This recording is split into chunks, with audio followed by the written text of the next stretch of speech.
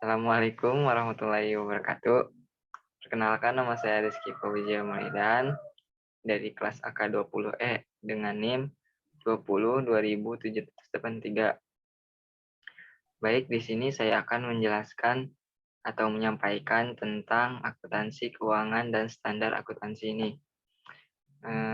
Dengan tujuan penyampaian materi ini, yang pertama, pengertian akuntansi. Yang kedua, ruang lingkup akuntansi. Ketiga, akuntansi keuangan. Yang keempat, standar akuntansi keuangan. Yang kelima, laporan keuangan. Karakteristik kualitatif laporan keuangan menurut IAI. Dan yang terakhir, asumsi dan konsep dasar prinsip akuntansi. Nah, pengertian akuntansi. Pengertian akuntansi ini dikemukakan menurut para ahli. Yang pertama, menurut Horgan pada tahun 2000, akuntansi didefinisikan sebagai proses pencatatan pengukuran dan penyampaian informasi ekonomi agar dapat dipakai sebagai dasar pengambilan keputusan atau kebijaksanaan. Yang kedua, menurut Kepala Menteri Keuangan Republik Indonesia, nomor 476 KMK 01/1991. Akuntansi adalah suatu proses pengumpulan, pencatatan, penganalisaan, peningkatan, pengklasifikasian, dan pelaporan transaksi keuangan dari suatu kesatuan ekonomi untuk menyediakan informasi keuangan bagi para pemakai laporan yang berguna untuk pengambilan keputusan. Menurut AICPA atau disebut juga American Institute of Certified Public Accountant. Akuntansi adalah seni pencatatan, pergolongan, dan pengikhtisaran dengan cara tertentu dalam ukuran moneter, transaksi, dan kejadian-kejadian yang umumnya bersifat keuangan dan termasuk menafsirkan hasil-hasilnya. Yang keempat, menurut Sunyato 1999, pengertian akuntansi adalah suatu tahapan proses pengumpulan, pengidentifikasi, pencatatan, pergolongan, peringkasan, dan penyajian dari transaksi-transaksi keuangan serta penafsiran hasilnya guna pengambilan keputusan. Selanjutnya, ruang lingkup akuntansi. Sini ada 6 ruang lingkup akuntansi. Yang pertama, akuntansi keuangan, akuntansi biaya, akuntansi manajemen, akuntansi perpajakan, sistem akuntansi, dan akuntansi pemerintah. Lanjut. Akuntansi dapat didefinisikan secara tepat dengan menjelaskan 3 karakteristik penting dari akuntansi. Yang pertama, mengidentifikasi pengukuran dan pengkomunikasian informasi keuangan. Yang kedua, entitas ekonomi. Yang ketiga, pemakai yang berkepentingan. Lanjut. Yang pertama, akuntansi keuangan, atau bisa disebut juga dengan financial accounting. Adalah sebuah proses yang berakhir pada pembuatan laporan keuangan menyangkut perusahaan secara keseluruhan untuk digunakan oleh berbagai pihak baik internal maupun eksternal. Pemakaian laporan keuangan meliputi investor, kreditor, manajer, serikat pekerja, dan badan-badan pemerintah. Lanjut, akuntansi manajerial atau disebut juga managerial accounting. Adalah proses pengidentifikasian, pengukuran, penganalisaan, dan pengkomunikasian informasi keuangan yang dibutuhkan oleh manajemen untuk merencanakan, mengevaluasi, dan mengendalikan operasi sebuah perusahaan. Lanjut, perbedaan laporan keuangan dan laporan keuangan. Di sini laporan keuangan adalah sarana pengkomunikasian informasi keuangan utama kepada pihak-pihak di luar korporasi. Laporan ini berisi tentang sejarah perusahaan yang dikuantifikasi dalam nilai moneter, misalnya neraca, laporan laba rugi, laporan arus kas, laporan perubahan modal. Informasi lain selain yang dilaporkan dalam laporan keuangan dapat disajikan melalui pelaporan keuangan. Misalnya, surat presiden, direktur, prospektur, perkiraan manajemen, deskripsi mengenai dampak sosial, dan lain-lain. Yang keempat, standar akuntansi keuangan. Menciptakan metode yang seragam untuk menyajikan informasi sehingga laporan keuangan dari berbagai perusahaan yang berbeda dapat dibandingkan dengan lebih mudah. Kumpulan konsep, standar, prosedur, metode konvensi, kebiasaan, dan praktik yang dipilih dan dianggap berterima umum disebut Generally Accepted Accounting Principle atau bisa disebut dengan GAAP. Lanjutnya, badan yang membuat standar akuntansi keuangan di Amerika Serikat. Financial Accounting Standard Board atau disebut juga dengan FASB ini berdiri pada tahun 1973 menggantikan American Principal Board atau disebut juga APB, sebuah lembaga swasta yang bertanggung jawab untuk pembentukan standar akuntansi di Amerika Serikat. Produk FASB adalah publikasi pernyataan standar akuntansi keuangan, Statement of Financial Accounting Standard. Selanjutnya, organisasi lain yang penting dalam pelaporan keuangan. Di sini ada SEC atau disebut juga dengan Securities and Exchange Commission. Dibentuk pada tahun 1934 dengan tugas utama yaitu mengatur penawaran dan perdagangan efek oleh perusahaan pada masyarakat AICPA, American Institute of Certified Public Accounting, merupakan organisasi profesional dari para akuntan publik yang tersertifikasi. Selanjutnya, organisasi profesi akuntansi di Indonesia. IAI, Ikatan Akuntan Indonesia, didirikan pada tahun 23 Desember 1957 bertujuan untuk yang pertama mempertinggi mutu pekerjaan akuntan, yang kedua membimbing perkembangan akuntansi dan mempertinggi mutu pendidikan akuntansi. Selanjutnya,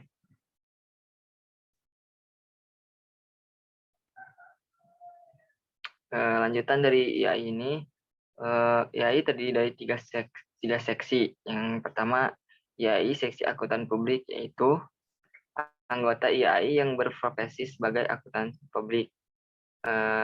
Yang kedua, IAI seksi akuntan manajemen, yaitu anggota IAI yang bekerja dalam perusahaan termasuk BUMN, bank pemerintah, dan lain-lain.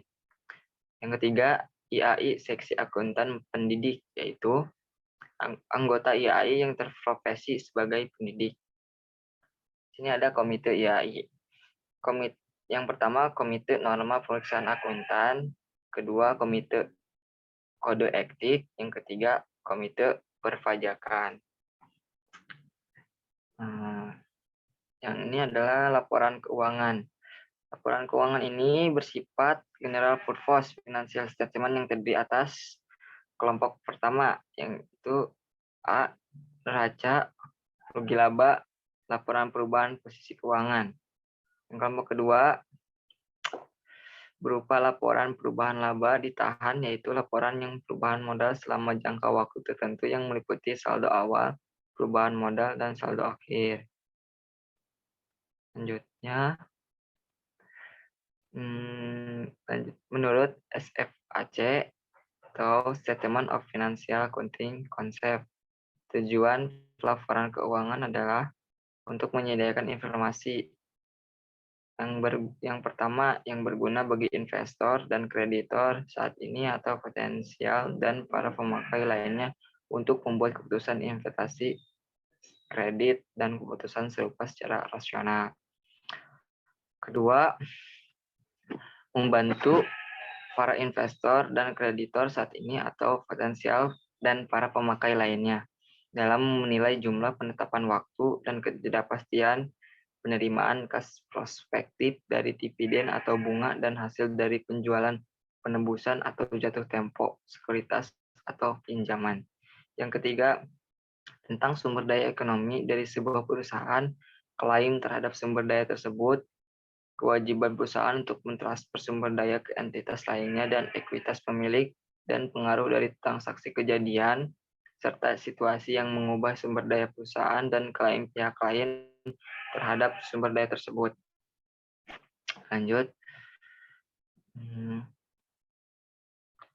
Di sini ada karakteristik kualitatif laporan keuangan menurut IAI. Menurut Ikatan Akuntan Indonesia atau disebut dengan IAI ini, laporan keuangan memiliki 4 karakteristik kualitatif pokok. Di antaranya, yang pertama mudah dipahami, yang kedua relevan, yang ketiga dapat bisa diandalkan, yang keempat dapat dibandingkan.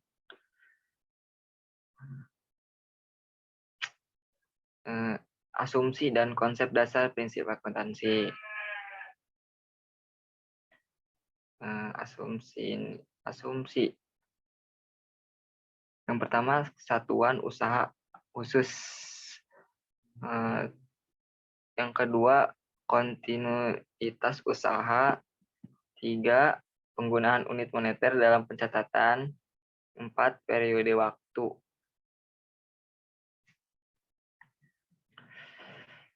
Dalam kerangka dasar penyusunan dan penyajian laporan keuangan, IAI 2004 menetapkan 2 asumsi dasar. Yang pertama, dasar aktual dan dasar kelangsungan usaha. Yang pertama, dasar aktual ini mengandung arti bahwa pengaruh transaksi dan peristiwa lain diakui pada saat kejadian dan bukan pada saat kas atau setara kas diterima atau dibayar. Dan dicatat dalam catatan akuntansi serta dilaporkan dalam laporan keuangan pada periode bersangkutan. Yang kedua, ini kelangsungan usaha. Asumsi ini memiliki arti bahwa perusahaan diasumsikan akan beroperasi terus di masa depan tanpa batasan, tidak bermaksud atau berkeinginan melikuidasi atau mengurangi secara material skala usahanya. Jika maksud atau keinginan tersebut ditimbul, laporan keuangan mungkin harus disusun dengan dasar yang berbeda dan dasar yang digunakan harus diungkapkan.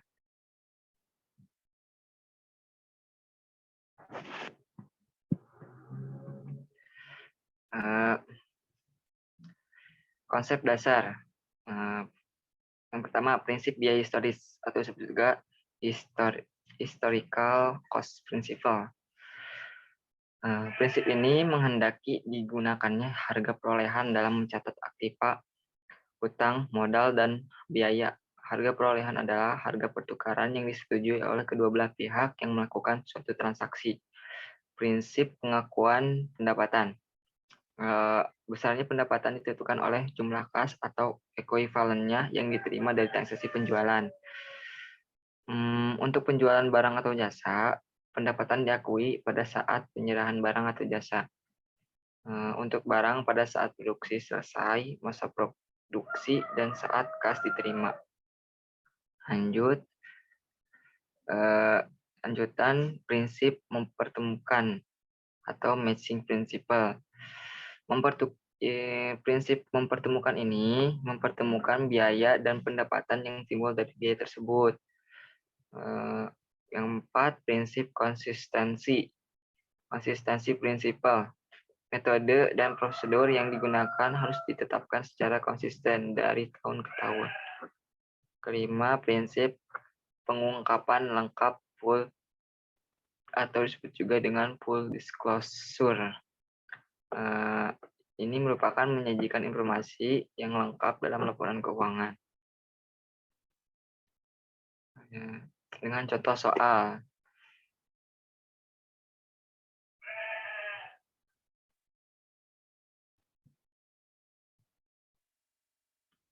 Tunggu sebentar.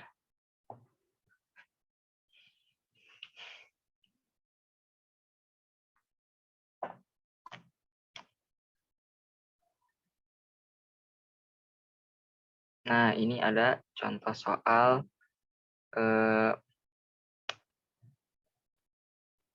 tentang akuntansi keuangan yang mengenai utang lancar. Contoh soalnya ini seperti yang pertama, yang seperti Berikut transaksi yang terjadi dalam PT BG dalam awal Oktober 2009. Dengan transaksi yang pertama, A. Penjualan barang dagangan sebesar 40 juta, jaminan kerusakan berdasarkan periode-periode sebelumnya ditaksir 5%. Diminta buat jurnal. Dalam hal ini, yang pertama, keluar yang muncul yaitu akun kas yang disimpan di debit yaitu sebesar 40 juta dan penjualan diletakkan di kredit sebesar 40 juta dan HPP ini disebut juga harga pokok penjualan yang disimpan di debit dengan sebesar 40 juta. Persediaan barang dagangan 40 juta, beban jaminan 2 juta, serta estimasi kewajiban jaminan.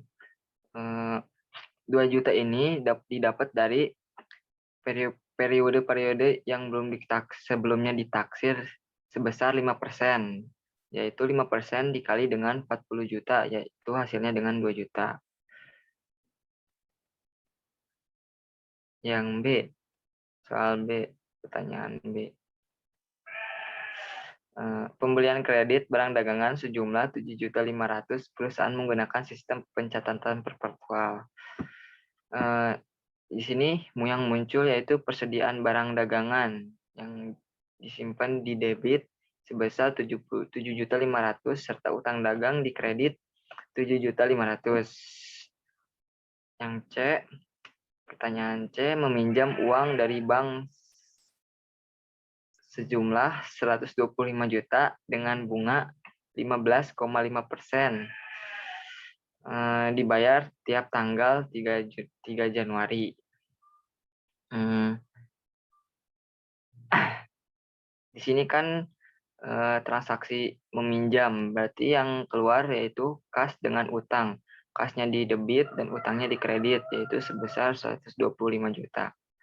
Transaksi selanjutnya yaitu mengeluarkan wesel 7,5% selama 3 bulan untuk mengganti utang dagang dari pembeli dalam transaksi. Berikut. Yang di sini yang keluar akunnya yaitu utang dagang dengan utang wesel. Utang dagang di debit, utang wesel di kredit, yaitu sebesar dengan 7.500.000.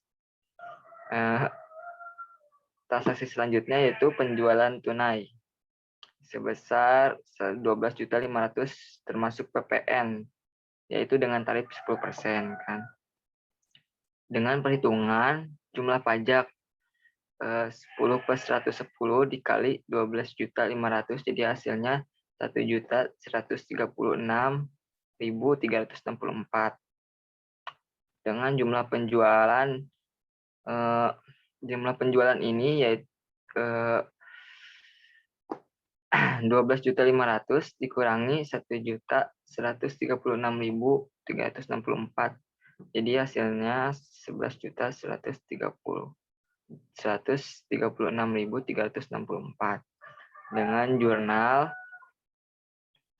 yang keluar yaitu kas sebesar 12.500.000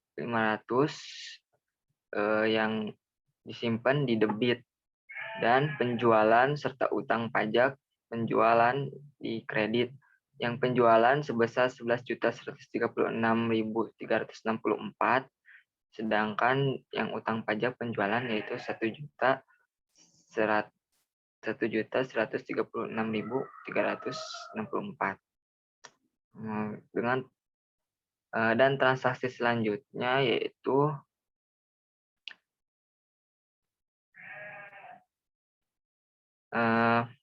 mencatat bonus untuk bagian penjualan sejumlah 1 juta. Dengan transaksi tersebut yaitu yang keluar yaitu beban bonus karena akan mencatat bonus dengan disimpan di debit serta utang bonus di kredit sebesar 1 juta. Transaksi selanjutnya mencatat bunga wesel untuk bulan Oktober 2008.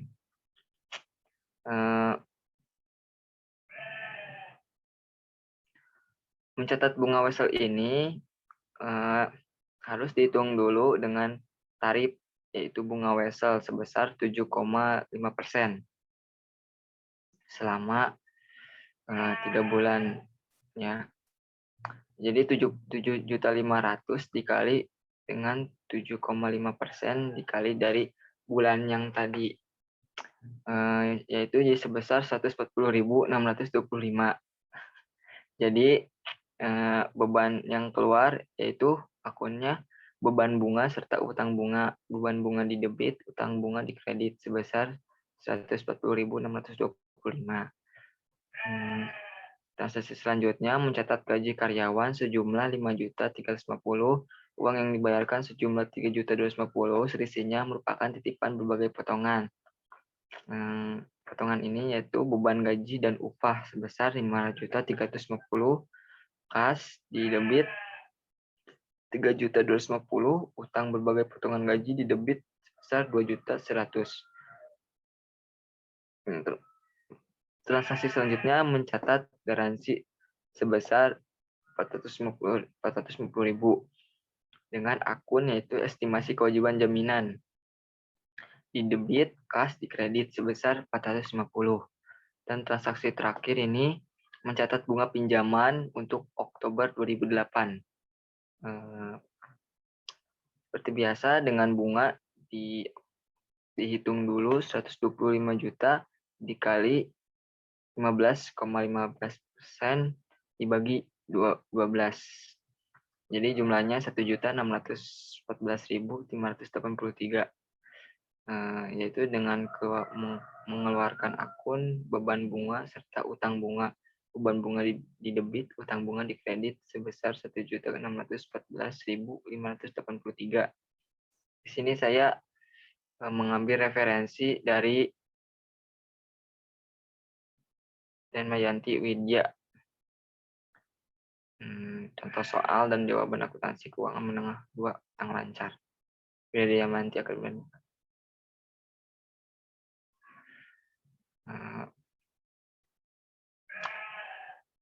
Sekian dan terima kasih. Baik, mungkin itu saja yang dapat saya sampaikan. Mohon maaf bila ada kekurangan ataupun kesalahan. Wabillahi taufiq wal hidayah. Wassalamualaikum warahmatullahi wabarakatuh. Oh iya, ini ada referensi. Ya, referensi materi akuntansi keuangan dan standar akuntansi ini. Sekian, terima kasih. Wassalamualaikum warahmatullahi wabarakatuh.